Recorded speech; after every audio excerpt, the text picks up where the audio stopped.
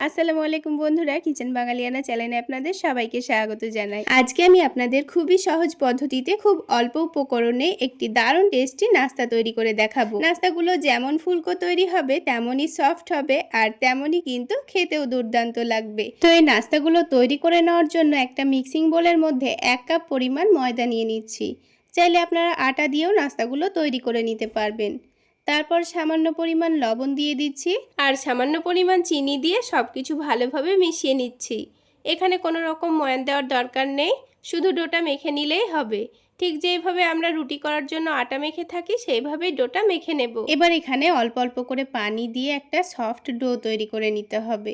তো দেখুন কিছুক্ষণ ভালো করে মেখে খুব সুন্দর স্মুথ করে আমি ডোটা মেখে নিয়েছি। এখন এটাকে আমি ঢেকে 10 মিনিটের জন্য রেস্টে রাখছি। 1 টেবিল চামচ পরিমাণ সরিষার তেল দিয়ে দিচ্ছি। তেলটা যখন ভালোভাবে গরম হয়ে যাবে তখন এখানে দিয়ে দেব অল্প একটু কুচনো পেঁয়াজ। পেঁয়াজটাকে লালচে করে ভেজে নিতে হবে।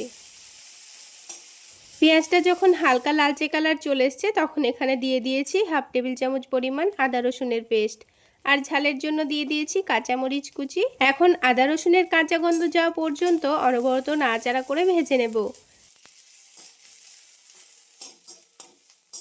তো সব কিছু খুব ভালো করে ভাজা হয়ে যাওয়ার পর এবার এর মধ্যে দিয়ে দিতে হবে কিছু গুঁড়ো মশলা। তো আমি এখানে খুব বেশি মশলা দিইনি, শুধু একটু বিট লবণ দিয়েছি, অল্প একটু ভাজা জিরা গুঁড়ো, চাট মশলা, টমেটো সস দিয়ে দিয়েছি। ব্যাস এতেই কিন্তু আলুর পুরটা খেতে ভীষণই মজার হয়। এখন এটাকে আমি খুব ভালো করে মিশিয়ে নেব। মশলাটা ভালো করে মিশিয়ে নেওয়ার পর এবার এই সেদ্ধ আলু আর ডিমটাকে মশলার সঙ্গে দিয়ে দিতে হবে। তারপর খুব ভালো করে মিশিয়ে নিলেই কিন্তু আলুর পুরটা তৈরি হয়ে যাবে। এবার এটাকে আমি তুলে নেব। এবার এই আলুর পুরটা ঠান্ডা হওয়ার জন্য এক সাইডে রেখে দিচ্ছি আর আলাদা একটা বাটির মধ্যে একটা ডিম ভেঙে নিচ্ছি। যেহেতু আমি নাস্তাগুলো অল্প পরিমাণে তৈরি করছি তাই এখানে একটা ডিমেই কিন্তু হয়ে যাবে। তো ডিমের মধ্যে অল্প একটু লবণ দিয়ে দিচ্ছি, অল্প একটু কাশ্মীরি রেড চিলি পাউডার দিচ্ছি, তার সাথে অল্প একটু গোলমরিচের গুঁড়ো দিয়ে দিচ্ছি। ব্যাস এখানে আর কোনো রকম মশলা দেব না।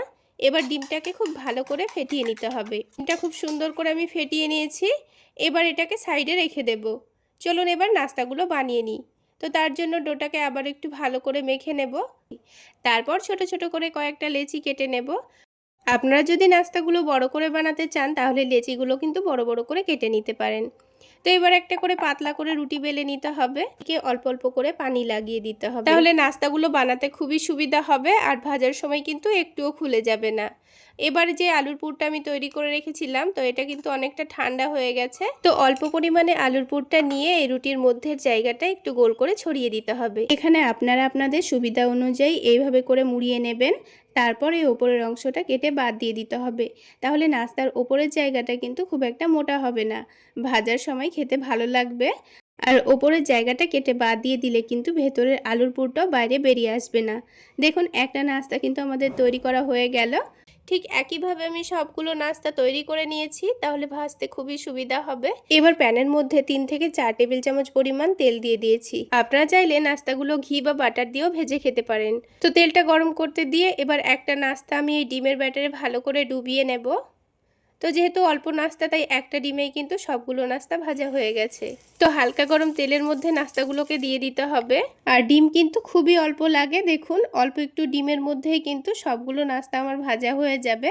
ডিমের মধ্যে একটু করে ডুবিয়ে নিয়ে তেলে দিয়ে দিতে হবে, তাহলে দেখবেন নাস্তাগুলো খেতেও ভালো লাগবে আর অল্প ডিমে সবগুলো নাস্তা তৈরিও হয়ে যাবে। এবার একদিকটা হালকা হয়ে গেলে উল্টে দিচ্ছি।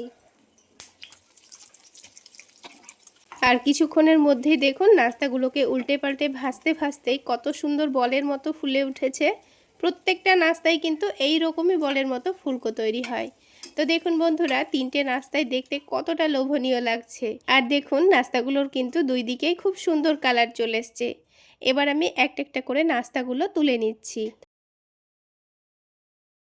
এবার একটা নাস্তা আমি আপনাদের ভেঙে ভেতরটা দেখাই। দেখুন কতটা সফট নরম আর একটুও কিন্তু তেলতেলে ভাব নেই। তাহলে বন্ধুরা আজকে এই পর্যন্তই। সকলে অনেক বেশি ভালো থাকবেন, সুস্থ থাকবেন।